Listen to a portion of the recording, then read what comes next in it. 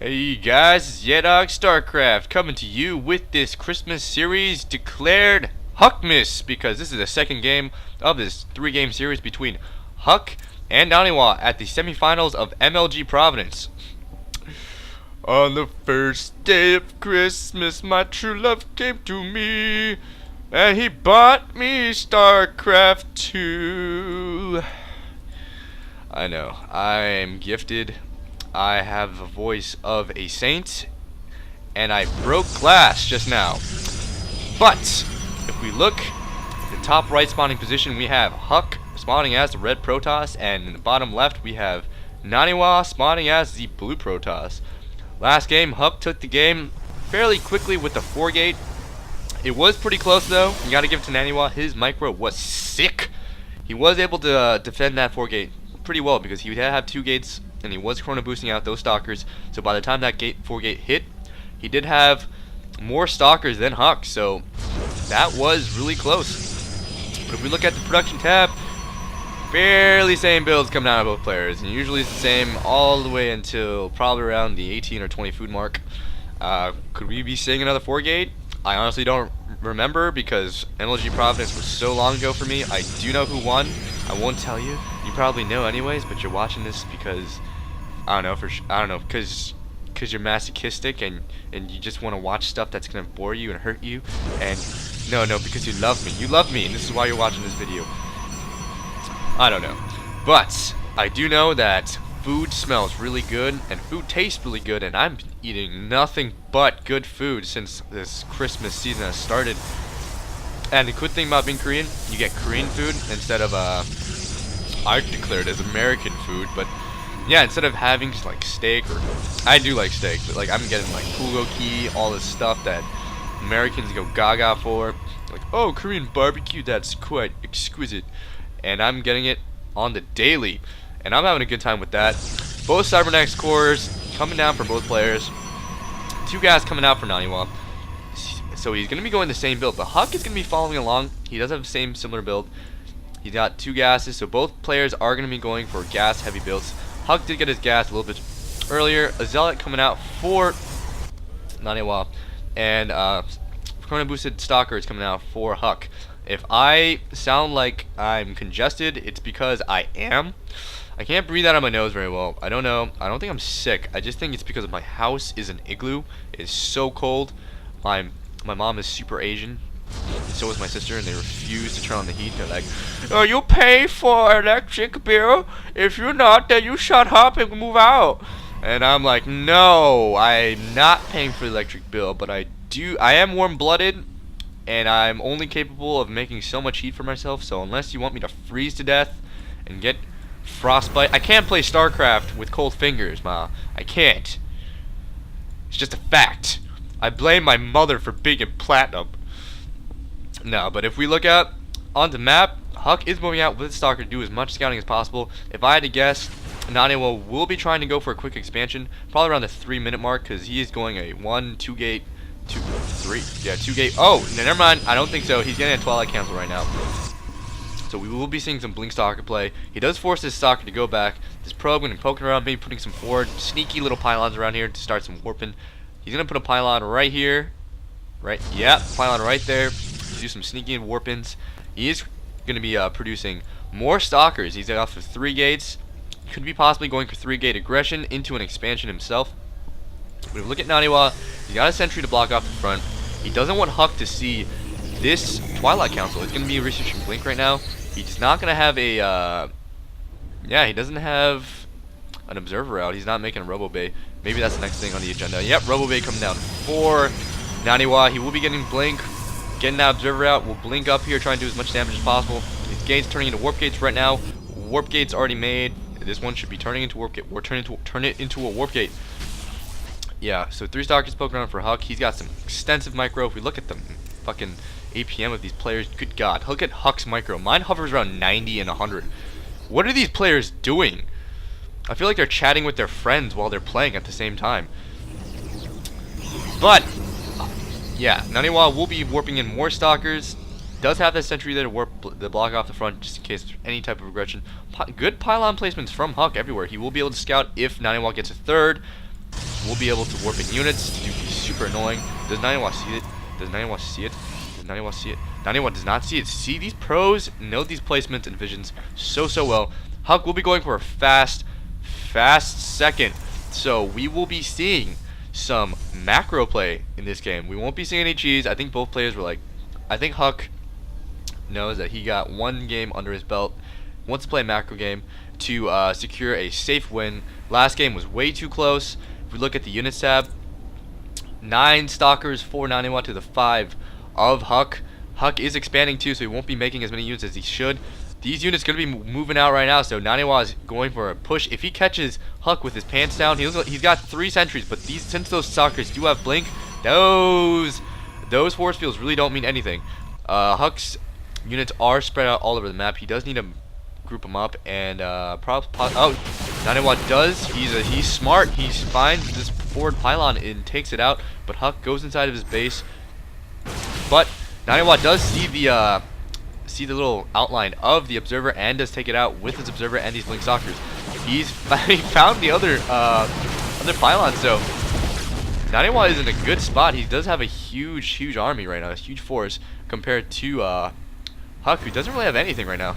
He could be warping it. No, he can't because he doesn't have any minerals or money. He's going to be making another observer so that he can deny any type of blink play. He does have a good amount of stalkers now, so it's 15 and 9. But he's still Naniwa is still 6 stalkers up. Naniwa coming in here.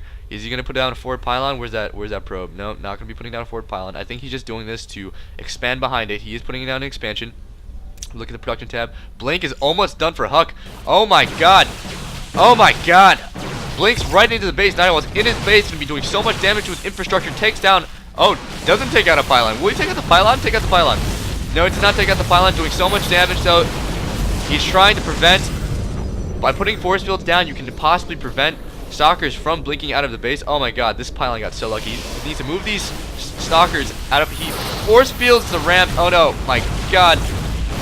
These sentries unable to do anything. He's doing so much damage to the probe line, but he needs to take care of the forces of Huk. Huk getting a huge spread on this army, getting such a good spread. He's going to be able to take out this force. He's going to warping units behind it. Because Naniwa did not put down a forward pylon, he cannot reinforce these units. Stalkers doing so good. Such good micro from both players, but Naniwa's force will be taken out. They will be taken out because Hux will just keep blinking behind it, taking out all these stalkers. The stalker could blink away, but Huk could chase it still. Checking around to see if there are any forward pylons, just to see if there are going to be some sneaky warp-ins. And Huk successfully defended that push from Naniwa. So this game could go either way, but Naniwa is getting an immortal out much earlier than Huk. Huk did take a blow. If you look at the income tab of both players, Naniwa is significantly ahead in harvester count and will be pumping out more units because of that. He does have more stalkers, 2 more stalkers.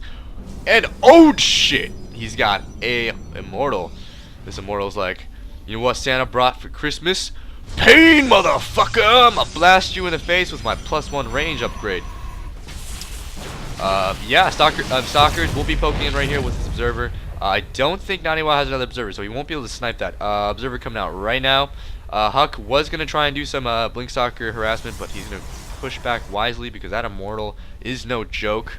Unless he could possibly catch that mortal with his pants down. If immortals do have pants. If immortals have pants, that would be like a 4-legged pants. That'd be weird. It'd be like spider pants. Half a spider pants, because spiders have 8 legs. But he will be pushing out. Huk will be coming around here checking for a third base just to see. Just for security. So he knows that he's not too behind. Waiting for this observer. No, he's not. He's just gonna shoot that probe in the face. That probe's done. I'm sorry, son, you're done. But if we look at the units tab, Huk is starting to catch up in probe and unit production, but this could possibly be a bad engagement for Huk. He's got 2 immortals in the back, but if he can keep force fields down at the front, he could be doing a lot of damage, but no, he's going to be forced to push back. All the sentries do go down. His observer goes down too, but there's 3 immortals on the field right now. Naniwa's force is one to be reckoned with. He has so many stalkers, 3 immortals, and so many zealots, and a partridge in a pear tree. Yeah, I threw that in. I'm gonna just make so many Christmas references. Now I can't think of any. Anyways, they'll come to me. My genius comes in waves. but Huck is forced to be sitting right here at the Zelnalik Tower. I don't know what he's going to be doing right here. This is a tough call. Both players. Wait. Oh, his Twilight Council was taken out by that harassment from Naniwa. So he's going to be making another Twilight Council. Maybe some DT play, but Charge Lots upgrade will be coming down for Naniwa. I can't breathe out of my fucking nose. Do you hear that? It was delicious. More gateways coming down for Huck. I'm going to try and build up some infrastructure. Both players going into straight macro mode, but Naniwa is going to be pushing out from here. These stalkers need to do something. Get the hell out of there. They are kind of outnumbered. Oh, but Naniwa does run away. Does not want to take any type of losses. Wants to keep his numbers high. Keep building up his forces. He's continuing to pump out Immortals. He's got 4 Immortals out in the field right now. Charge lot upgrade halfway done. If we look at the units tab, Naniwa is still way ahead in probe count. So his economy is bumping. He's got 1,200 minerals. They're even in gas, but he's just ahead in minerals. He's gonna keep pumping out units. Huck probably knows that he's behind in probe count, so he's still pumping out probes right now. He's not caught off probe conduction. He's not making as many units because of that. But if we look at the army tabs, they're fairly similar. Actually, Huck is kind of behind. Actually, way behind if you look at gas. But as for supply, they're pretty much the same. But I think it's because there are much more zealots. He doesn't have any. He's only got these stalkers. And Huck he keeps producing stalkers. He's gonna poke in. Gonna try and blink in, get in there. Gonna take out the Robo Bay. Try and do as much infrastructure damage as possible. He did move back with these zealots. And man, if he expands behind it, that would be such a bad idea. Oh, Naniwa catching these stalkers off guard, takes out that observer. So smart from Naniwa, but these stalkers are gonna get chased down. They're gonna regroup with these stalkers in the middle, and he is gonna try and fight off this force. But there's an Immortal sitting right there, and Immortals are really good against stalkers. But Huck will be forced to retreat. In all honesty, he should not be making third. He shouldn't make a third. He should not expand right now because he would be so behind in the army. I think Naniwa is going for some type of 2-base all-in tactic right now.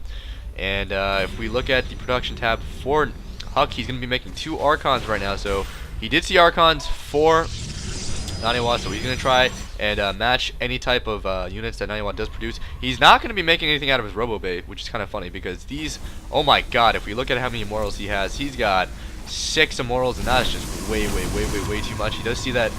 Does he know? Does he know? Does he know? Does he know? Does he know? Does he know? Yeah, he knows that Naniwa is going to be expanding his third, but if we look at Naniwa's force 140 to 124, he's just macroing up like a king. He just was able to produce so much.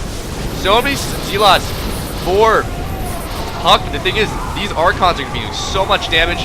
These Immortals need to be doing some good damage against these Stalker force, but on honesty, this is not looking good for Huck. More Stalkers, more Zealots being warping in right now.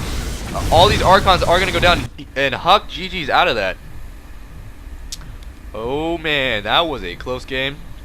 If we look at why Huck lost that initial push from Naniwa was able to take out so many probes, did so much economic damage, and in a mirror matchup, if you take a huge hit in the economy, it is going to be so bad for you. You need to pull out something out of your belt. Huck had to do something like a drop, a War Prism play, or maybe take out some Dark Templar, but he was really behind throughout the entire game. He was not able to macro up. If we look at the army tab, Naniwa was way up in the army. He was macroing up like a king, started expanding behind it. His income was way above Huck's, and if you look at how many fucking Immortals he had 6. That's just way too many, and he had a lot of Archons. His force was just vastly superior, but Huck, can he pull it off? This will be going into game 3 of this 3-game series, so for whoever wins the next game does take the semifinals and go into the finals. And I was rooting for Huck really hard. My face was red with how much I was screaming. It was Naniwa fans against Huck fans at MLG Providence, and I was like, fuck y'all, Naniwa's little bitch, Huck is the man. But we will see in game 3 of this 3-game series of Merry Huckmas of this Christmas series. Merry Christmas for you all, and I will be posting this up later today. And yeah, hope everything is good and eat a lot of good food, because I'll be. Peace.